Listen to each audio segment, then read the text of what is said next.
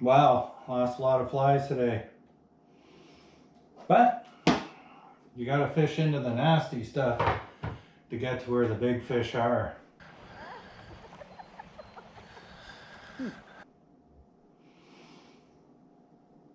Hi, my name is Paul Noble and welcome to another DIY fishing project.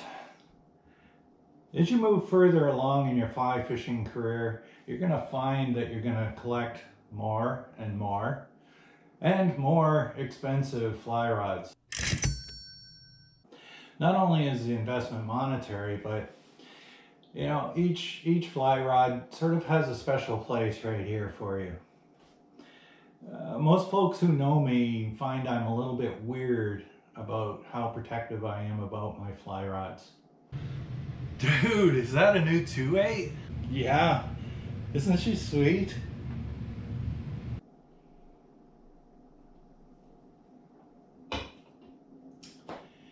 One of the best things you can do is put your fly rod into a rod case.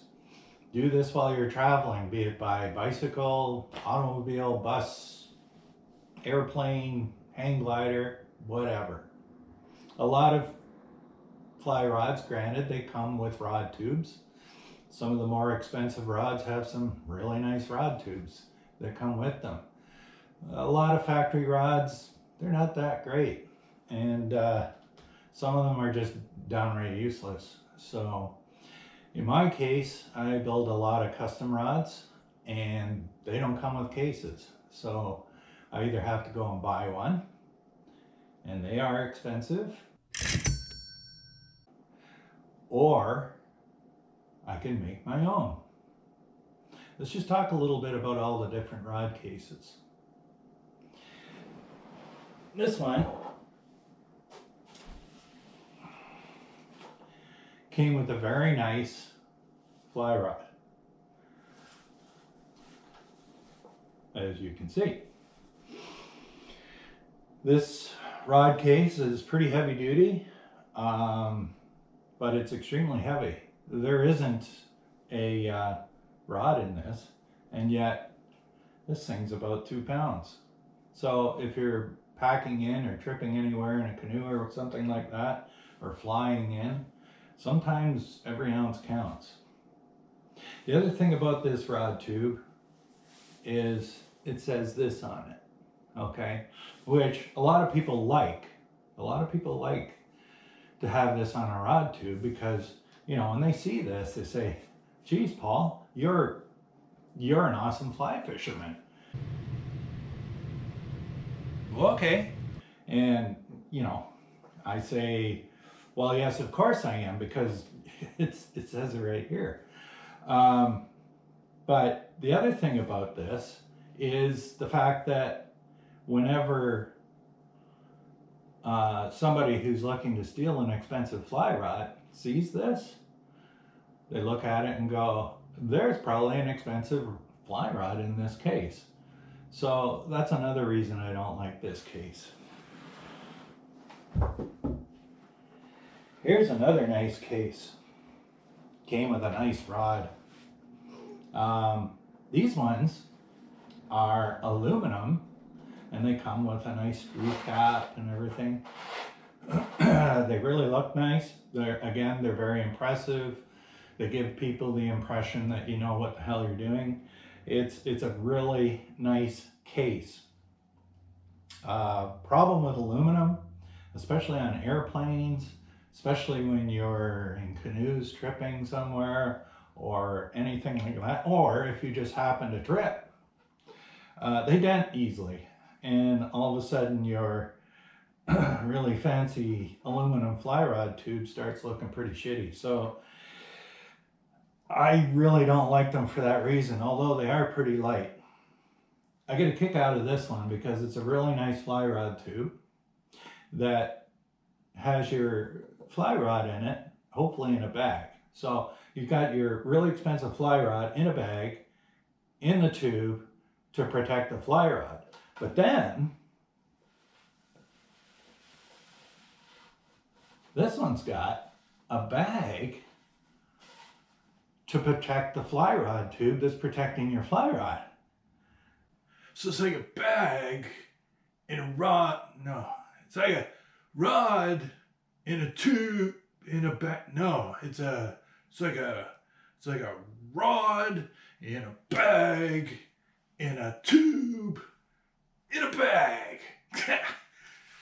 Easy.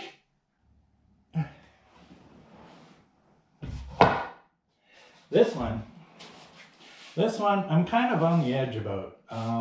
When I first got this, I won this in a blind auction, and I kind of looked at it and I thought to myself, wow, you can leave your rod on your, or you can leave your reel on your fly rod. That's awesome. It's going to save me 15 seconds when I get to the river. I won't have to put my reel onto my fly rod. Isn't that awesome? Well, I think the biggest advantage to this one is the fact that it just helps you to remember your reel before you leave the house. I've done that a couple of times, gotten all the way, 3-hour trip to the river, get there, start unpacking all my crap, and then find out that I left my fly reel at home. I've actually sat around waiting for the local fly shop to open up to go buy a reel, some backing, some line. Not fun. So it does aid when you've got a brain like mine. So other than that, I don't think it's time saving. I would recommend taking your reel off on a regular basis, because you don't want the reel seat to seize up on your reel, so you absolutely can't get it off. The other thing about all of these rod cases, especially factory rod cases, is they tend to come in muted sort of earth tone type colors. And I guess that's so they look outdoorsy. And I guess that's because when you go to a fly shop, you want to get stuff that looks outdoorsy, I guess.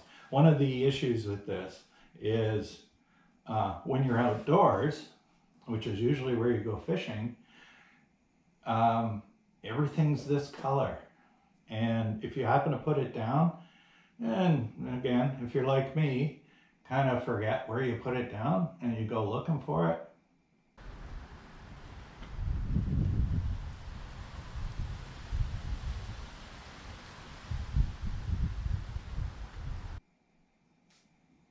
enough about that. Which brings me to the DIY rod case. Okay. The great thing about this rod case, and I'll go blow by blow. First of all, it's extremely light. This has got a rod in it, and it's less than half the weight of that Sage rod case. So, and this one's got the rod in it. The other thing about it is it's cheap and it's easy to put together. And I'll show you that. Less than $20, less than 20 minutes. The other thing I like about this rod case is the fact that it's durable, and I do bang my stuff around, which is why I put my rods in my rod case all the time. Lastly, well, actually not lastly, but with regard to the pilfering, stealing of equipment, this just looks like some guy was putting some central vac into his house, had a piece left over in his car. This doesn't really look like a rod tube. You wouldn't expect an expensive rod to be inside this tube. Another advantage. And lastly, when it comes to setting this down outside, it's easy to see.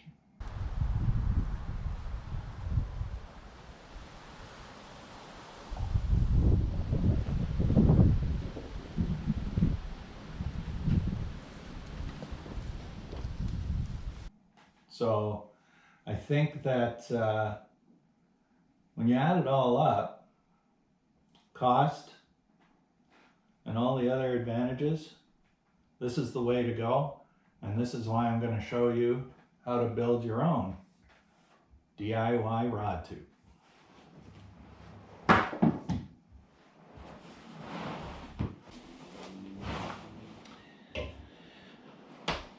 As I was on my way to the beer fridge, it occurred to me I left out one important point about this particular DIY fly rod tube. This fly rod tube is purpose built for 2-piece rods. So if you have a multi-piece rod, such as this 4-piece, some come in 5-piece, 6-piece, 7-piece, it's just a little bit too big to fit in this particular rod tube. As a result, I've developed this multi-piece travel fly rod tube. It's made from ABS plastic, still available at most hardware stores. All of the pieces are. If you'd like to see a video on how to make this DIY fly rod tube, please leave a comment down below and I'll get it done for you.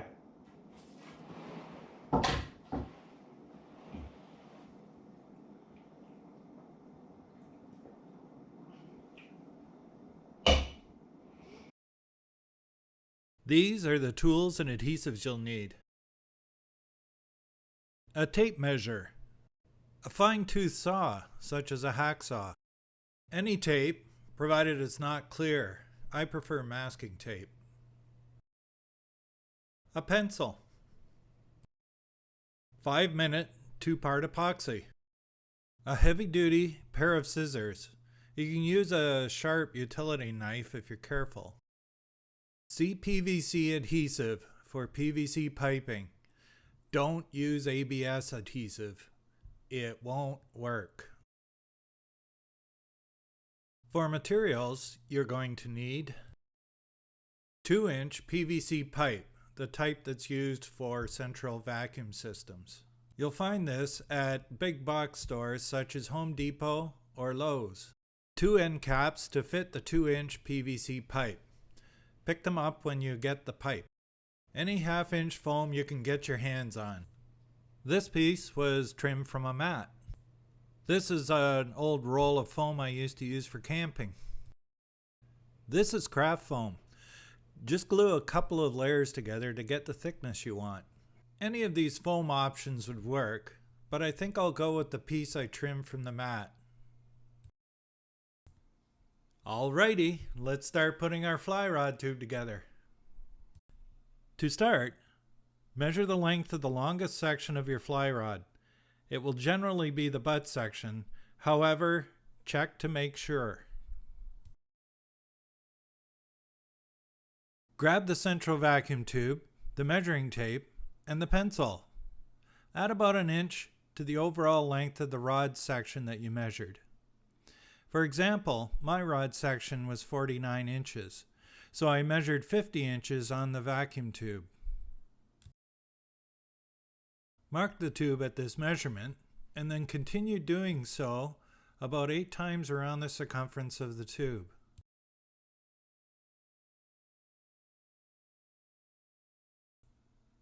Using your pencil marks as a guide, carefully place a length of tape around the tube. The tape will serve as a guide for your saw, keeping your cut true and straight.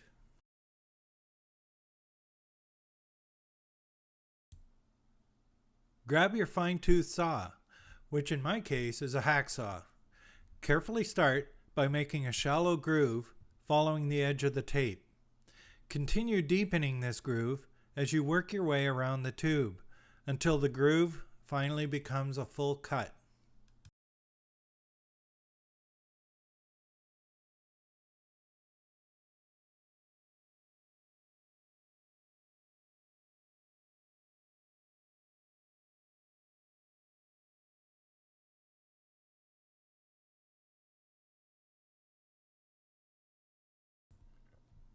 Using the sandpaper, lightly dress the sawn edge of the tube to remove burrs.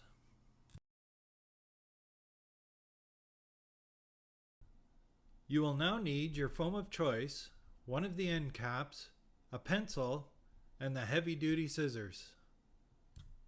Place the cap on the foam and, using it as a template, trace 2 circles with the pencil.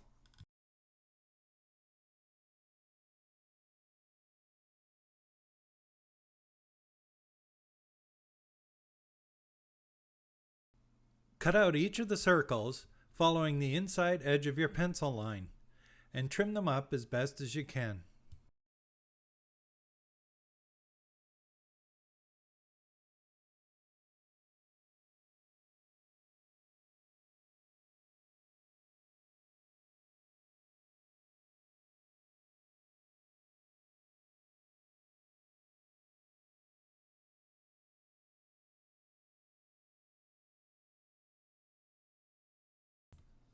You want to find something with which to mix and apply the epoxy glue, such as the old screwdriver that I used.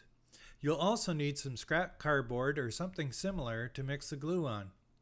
Also, have your 2 foam discs and the 2 end caps handy, because that's what we're gluing together.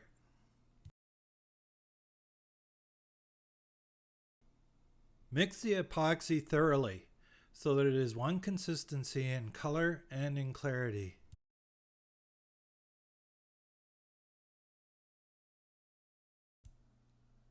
Spread a thin layer of epoxy in the bottom of each cap, being careful not to slop any on the edges.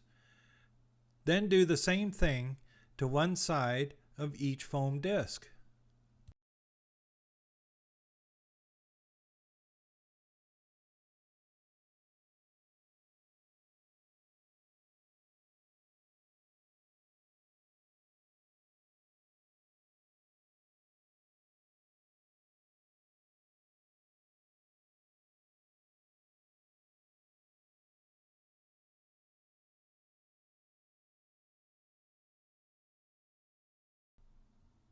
Press each foam disc, glue side down of course, into each respective end cap. Use your thumb tips to form the foam edges so that the disc is firmly engaged with the bottom of the cap. Next time, I think I'll go back to the foam from the camping mat, as this stuff was really difficult to manipulate.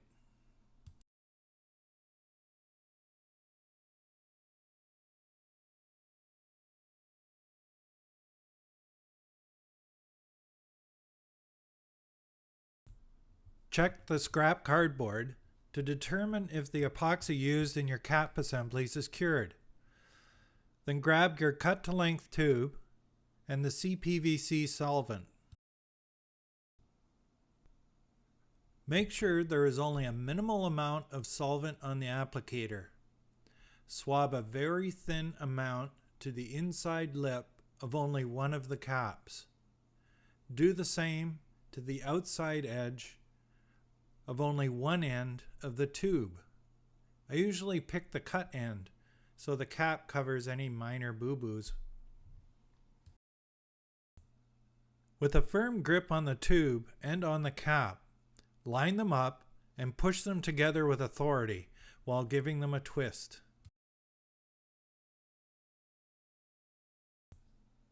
Congratulations!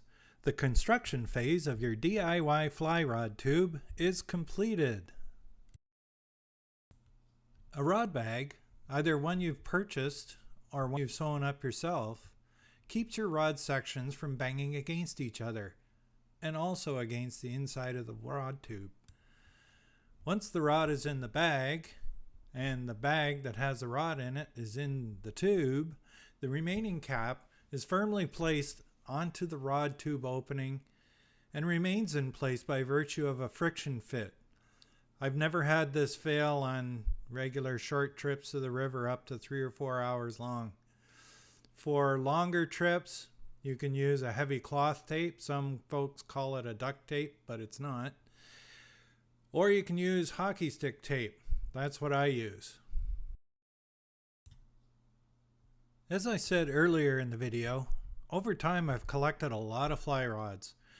So I use a permanent marker to identify what rod is in the case. I just mark it right on the outside of the rod case.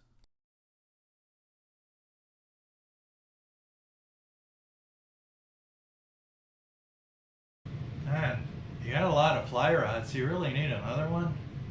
Well, you know how it is. We weren't really expecting her, but we'll make room. Right, guys?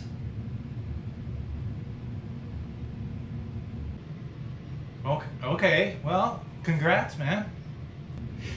Hey, thanks, buddy. Cigar? Oh. Cheers, man. Listen, I gotta go. My wife's polishing my new flipping stick, and I like to be around when she does that sort of thing. You know what I mean? Okay. Yeah, I totally get it, man. Wait a minute. You're not married? Right, yeah, my ex-wife. It's my ex-wife. All the more reason to be there, right? See you on the river, dude. What a weirdo, eh?